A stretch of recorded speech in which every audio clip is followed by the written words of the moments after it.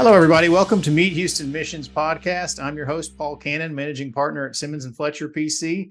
This podcast is about connecting people who have a heart to volunteer with local missions and local opportunities who need volunteers. And it just is a great resource for pastors, missions coordinators, and people involved in school organizations that have people who need to get out there and get their volunteer hours in, or people who just want to get out there and get some volunteer time in. Is a great resource to come learn about these different missions that we have in the Houston area and the opportunities we have. Today, we have a special guest, Regina Alexander, who is the Packathon Coordinator of Feed the Hunger. I'm very excited to hear from her and learn about Feed the Hunger.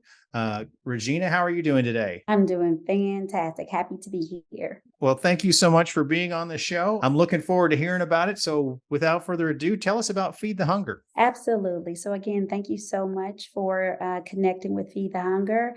My name is Regina Alexander. I'm the Packathon Coordinator in the Texas region of the United States. But Feed the Hunger is a nonprofit Christian organization that is based out of North Carolina. And we really focus on meeting the spiritual needs by distributing Bibles locally, nationally, and internationally, as well as meeting the physical needs by packing nutritious meals, where we have packathons all over the country.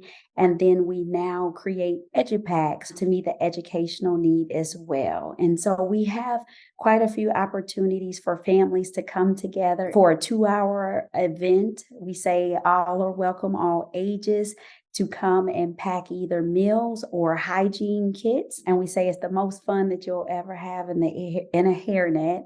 And so what we do is I know, right? When we pack the food meals, we put 4 ingredients in a bag and they're dehydrated.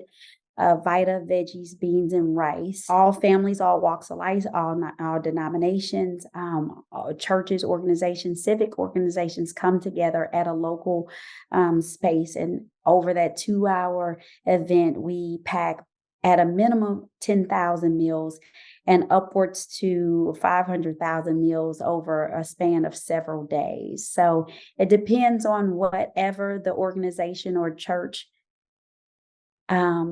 requests as far as how many meals they want to pack, but we create that opportunity based on the need. Okay, so tell us a little bit about the different locations that you guys have. I heard you mention North Carolina. I heard you mention a warehouse here in Texas. Tell us about the different locations you guys have and what goes on at these locations. So what happens is, like, we're based out of North Carolina. That's where we're headquartered. But I was hired as the Packathon Coordinator in 2016 so that we could expand our footprint beyond the East Coast. So if we have a church or organization reach out to us and wants us to come to wherever they're located and spearhead a Packathon, we go to them. Here recently, we have been able to open up a warehouse in the Fort Worth area, Dallas area, and that has allowed us to not only expand Packathons in Texas and further west, but it has allowed us to have a warehouse so that it minimizes the shipping costs for us to expand further west. So instead of sending our ingredients from North Carolina, we're able to get everything that we need to pack what we need regionally from Dallas. And so we don't have a permanent location here in Houston or West Houston or the Katy area.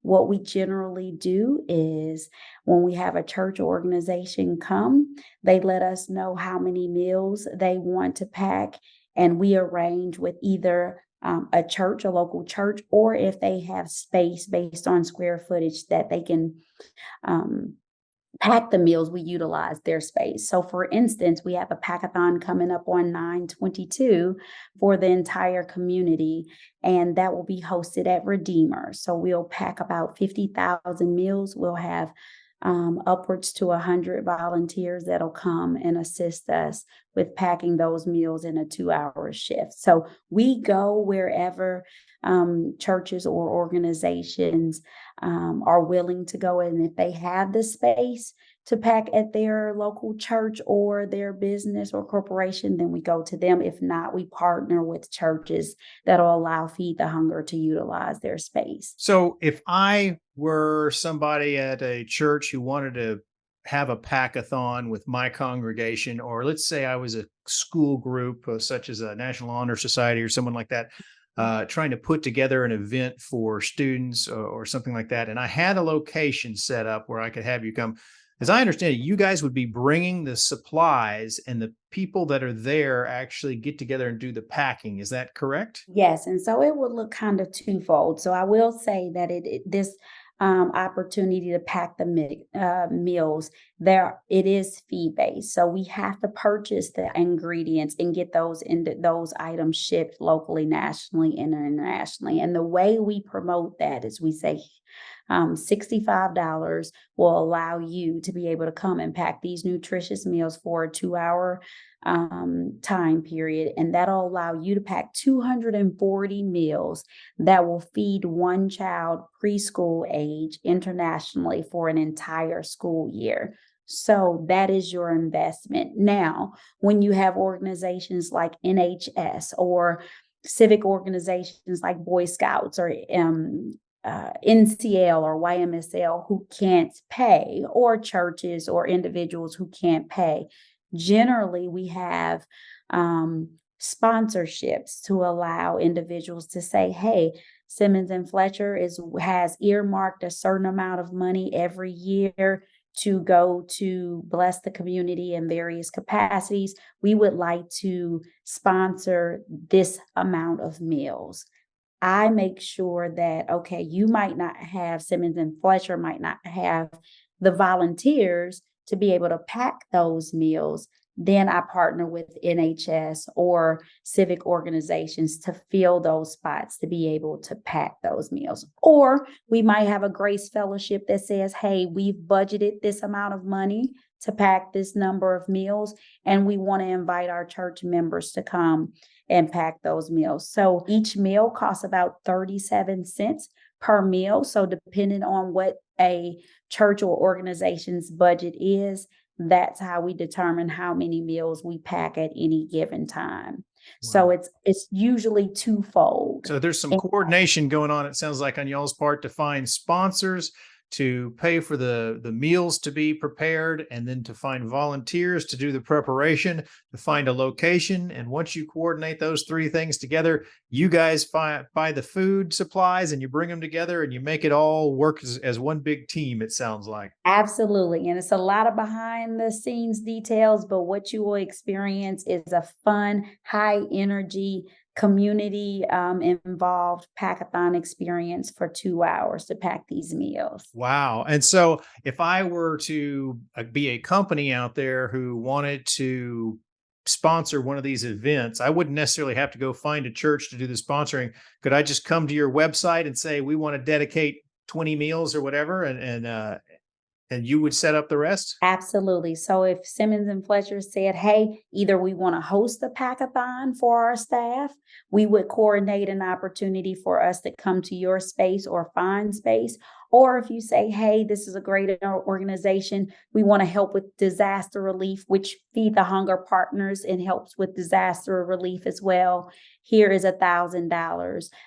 We will create an event for either you all to come and pack or the community to come and pack those meals based on sponsorships, which is exactly what we're doing at the end of September. Gotcha. And so if somebody wants to be a volunteer for one of these organizations, for one of these events, but doesn't have an organization they're with that's doing a sponsorship, is there a way for them to reach out to you guys and learn more about how they can maybe tack on to one of these events that's coming up like this? Absolutely. So I can be emailed personally at regina@feedthehunger.org, or there's an opportunity on the website to sign up as a volunteer, and that goes to our info@feedthehunger.org platform, and we get those requests and keep that database of information so that when we have these opportunities, we can reach into those names and say, okay, this is our next event. here's an opportunity for you all to be able to serve. And I saw that on the website, it indicated y'all had some warehouses. Obviously, we've talked a little bit about that, but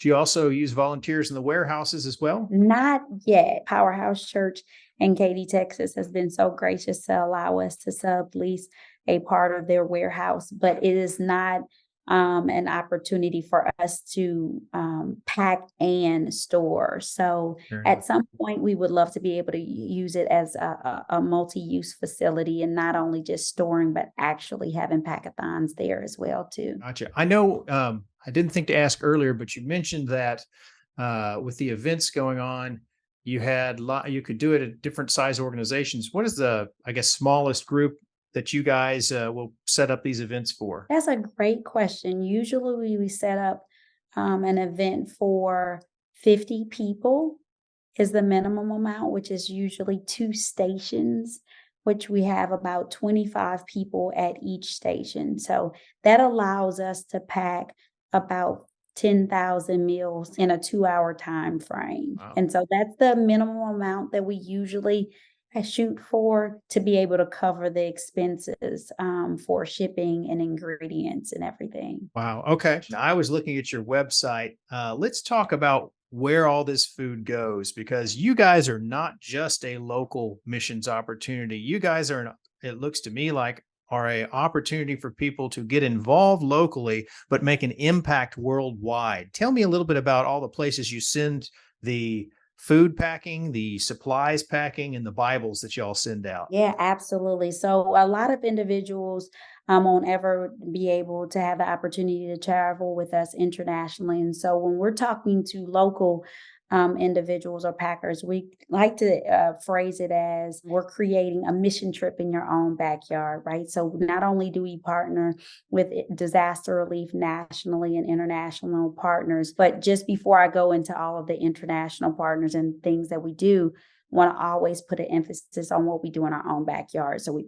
partner with Katy Christian Ministries. We've been able to bless Eyes on Me Ministries before. We have partnered with Hope Impacts with Tina Hatcher, Mesa, YAPAC, different churches that do local monthly food drives. So where the need is, we're willing to make sure we have supplies for our local partnerships as well. So a lot of people want to know, hey, how are we helping in our own backyard? But in addition to that, we also have partnerships in Kentucky. Eastern Kentucky is a third world kind of impoverished area that has been impacted by the collapse of the coal mine industry and opioid epidemics. I lead a mission trip every year there. Regina, tell us about the various opportunities that your organization has had with disaster relief in the United States. So yeah, we've had the opportunity to partner with nonprofits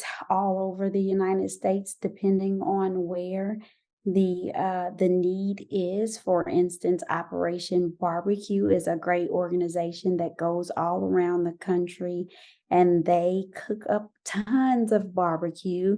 And we've partnered with them because it's really easy to combine our beans and rice, our dried 4-ingredient meal packages with their meat, and have a very hearty meal. So those are a couple of examples of organizations that we come alongside and partner with, again, in the Gulf of Mexico or wherever the disaster is, as far reaching as, again, the West Coast where fires have broken out. And so usually we have other organizations reach out to us via our website, and we partner that way. That's awesome.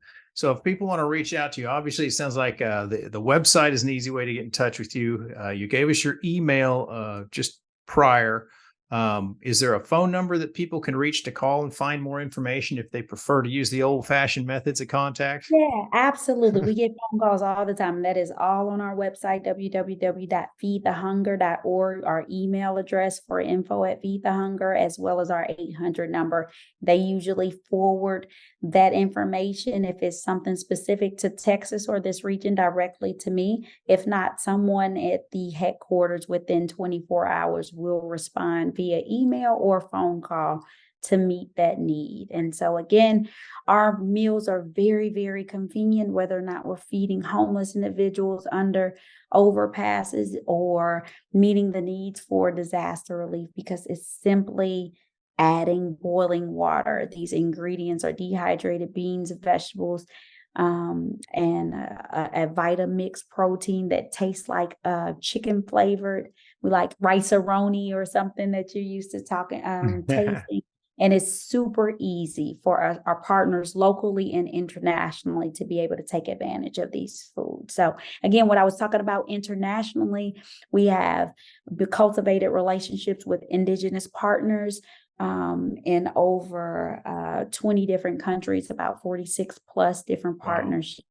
And so it is our goal at Feed the Hunger to make sure if Simmons and Fletcher packs in Katy, Texas, we follow those meals and make sure that where we tell you all they're going, we hold our partners accountable to make sure they update us with info, with photographs of those resources absolutely being utilized for their original intent. And that is what we anchor to. And then we use those meal packages as a conduit to spread the gospel, because we truly believe that it's twofold, not only feeding the physical need, but using that as a segue to be able to share the love of Christ and the gospel as well. You know, it's something I noticed in a lot of different missions is there's a key kind of takeaway there everyone should have, and that is that it's very, very hard to get people to open up and let you feed their soul if you don't feed their stomach first, because hunger kind of takes control of everything, doesn't it? Absolutely. One of our taglines is hunger has no ears.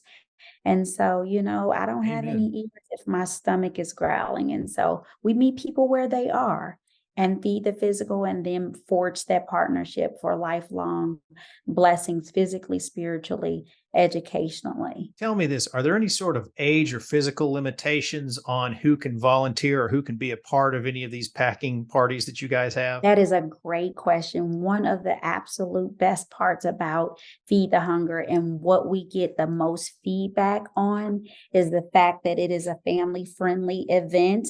You can bring your family from ages 5 to 105. It's very streamlined. You know exactly what you're going to do in a 2-hour event. You know what the goal is going to be. You know what the impact is going to be. And I'm gracious enough as a mom of 4 to allow moms who call me and say, hey, I have a 3.5-year-old, or I have a 9-month-old who will be strapped to my back. Is that okay for them to be able to come? Absolutely. Or I need to sit down. I'm wheelchair bound, or I'm elderly. I can't stand for 2 hours. And so we have an opportunity. We make a space for anybody, no matter what age bracket they fall into. So it really becomes a great opportunity for a variety of individuals to come and serve together, which is really unique in serving. Well, that is awesome, Regina. Thank you so much for coming and joining. Is there anything else about what Feed the Hunger does, or your events or anything that I haven't covered that you think is important for the listeners to hear? Yeah, absolutely. I would just say take the moment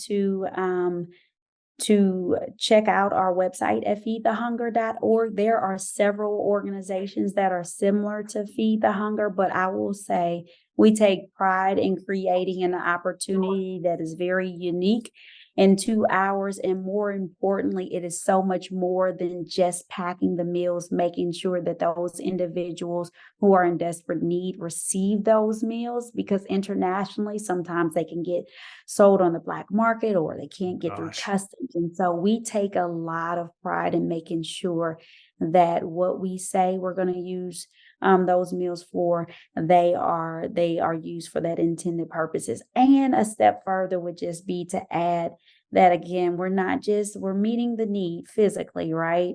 But we also forge relationships and want individuals to know Jesus and cultivate a relationship with Jesus if they have never done that before. So not only do we feed that physical, but we have the opportunity to feed the spiritual by distributing Bibles in native tongues, and as well as meeting educational resources, hygiene kits, or really whatever our partners are in need of. We've built water wells. We've purchased motorcycles to be able to have meals sent to the remote areas. We've built medical facilities. We've taught different trades or come alongside our partners to sponsor funds to teach different trades to different cultures. So there is so much more than a meal is one of our taglines. And I just implore any individual who wants to get involved in any capacity to look up feedthehunger.org, subscribe to our newsletter. It is a wealth of information to really see how we are blessing the communities locally, nationally, and internationally. We cannot do this without the community. And so, Paul, to you at Simmons and Fletcher and any other individuals who might be hearing this, it's a community effort. It is an awesome opportunity in February when we come together as a unified front in the community for one goal: to pack hundreds of thousands of meals. So I and our team here that is made up of about 15 to 20 volunteers from various churches and organizations will be reaching out to churches and organizations now to create funding and opportunity for our February Packathon, which is always the last weekend in February 22nd through the 24th. We'll have 5 different opportunities for people to come together to our event at Faith West.